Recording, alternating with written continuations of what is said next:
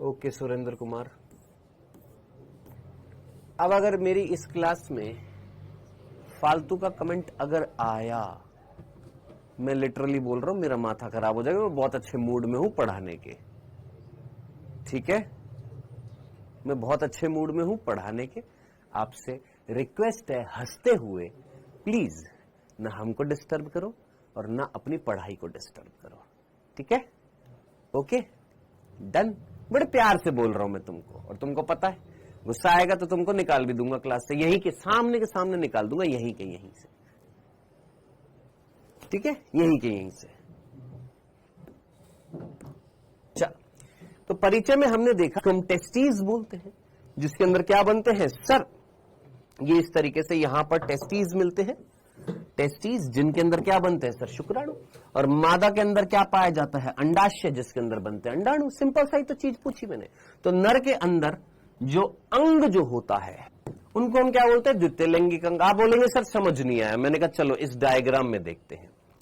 ये डायग्राम देखते हैं, ये वाला डायग्राम देखते हैं। ये हमारी एनसीईआरटी का डायग्राम है। इस एनसीईआरटी के डायग्राम में अगर आप शब्द देखेंगे, ये है वृषण। कौन है बेटा ये वृषण है। वृषण के अंदर क्या बन गया सर, शुक्राणु बन गया। इस वृषण के अंदर क्या बन गया, शुक्राणु। अब वो शुक्राणु यहीं पड़ा रहेगा या बाहर लाना पड़ेगा सर, बाहर लाना पड़ेगा। किससे आएगा बाहर, नलिकाओं से। किससे आएगा बाहर, नलिकाओं से। कौन कौन सी नलिका सर, यहां पर नलिका बहुत सारी है, जिसमें से एक लिखी हुई है शुक्रवाहिनी। ये है गुरु शुक्रवाहिनी।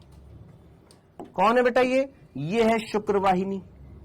ये देख रहे हो, ये शुक्रवाहिनी आ रही है, आई आई आई आई आई आई आई आई और किसमें चली गई है सर, मूत्र मार्ग में। ये मूत्र मार्ग से होते हुए बाहर निकाल देंगे क्या, शुक्राणु को। आई नो ड्रॉपर्स जानते हैं कि यहां से कई सारी होंगी नलिकाएं होंगी, मैं जस्ट एक कंसेप्ट बताने की कोशिश कर रहा था। वृषण के अंदर तो क्या था, शुक्राणु। यहां पर शुक्राणु बना दिया। ये अंग कौन सा है, प्राथमिक लैंगिक अंग। लेकिन क्या ये नलिकाएं, वो नलिकाएं जो इस शुक्राणु को लेकर जा रही है, वो नलिकाएं जो शुक्राणु को लेकर जा रही है, वो ग्रंथि जो इस शुक्राणु को पोषण प्रदान करेंगी, वो ग्रंथि, ये ग्रंथि जो यहां पर शुक्राणुओं को न्यूट्रिशन देगी, पोषण देंगी, क्या वो प्राथमिक लैंगिक अंग कहलाएंगे कि द्वितीय लैंगिक अंग कहलाएंगे। जरा सोचो, यहां पर हमने लाइन क्या लिखी है कि द्वितीय लैंगिक अंग वो होते हैं जो युग्मकों के ट्रांसपोर्ट में, उनके संलयन में। अब इमेजिन कर, अगर शुक्राणु को पोषण नहीं मिलेगा तो वो तो मर जाएगा। तो पोषण कौन देगी, ग्रंथियां।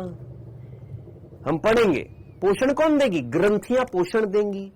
नलिकाएं जो है वो ट्रांसपोर्ट करेंगी, तो वो नलिकाएं जो ट्रांसपोर्ट करेंगी, वो ग्रंथियां जो पोषण देंगी, ताकि क्या हो जाए, संलयन हो जाए। तो ऐसे अंगों को हम क्या बोलेंगे, द्वितीय लैंगिक अंग बोलेंगे। 6 बिंदु फटाफट जल्दी से देखना, क्या क्या बिंदु थे सर। सबसे पहला, मनुष्य जो है जनन के आधार पर अगर हम देखें तो मनुष्य जो है जो उत्पाद पैदा करेंगे, अगली संतति लाएंगे, क्या वो अंडज होंगे यानी अंडे देंगे, या शिशु को जन्म देंगे। शिशु को जन्म देंगे यानी वो कैसे जरायुज है।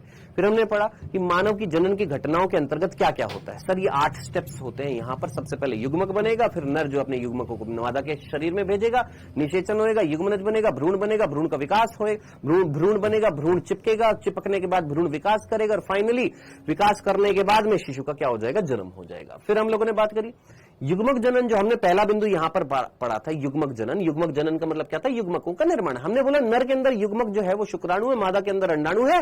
शुक्राणु का निर्माण किसमें होएगा, इस अंग में होता है। अंडाणु का निर्माण इस अंग में होता है, अंडाशय और वृषण ये अंग है। इन अंगों को हमने बोला प्राथमिक लैंगिक अंग, या हमने इनको बोला जनद। मीनिंग क्या था, वो अंग जिनमें युग्मकों का निर्माण होता है उनको हम क्या बोलते हैं, प्राथमिक लैंगिक अंग या जनद बोलते हैं। तो द्वितीय लैंगिक अंग कौन से होते हैं, जो युग्मकों के ट्रांसपोर्टेशन में, उनको पोषण प्रदान करने में, उनके संलयन में हेल्प करते हैं, उनको हम क्या बोलते हैं, द्वितीय लैंगिक अंग या सहायक लैंगिक अंग यानी एक्सेसरी सेक्सुअल ऑर्गन बोलते हैं।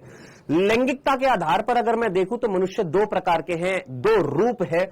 लैंगिकता के आधार पर मनुष्य के मीन्स 2 रूप पाए जा रहे, एक है नर और एक है मादा। इस परिस्थिति को हमने क्या बोला है, लैंगिक द्विरूप।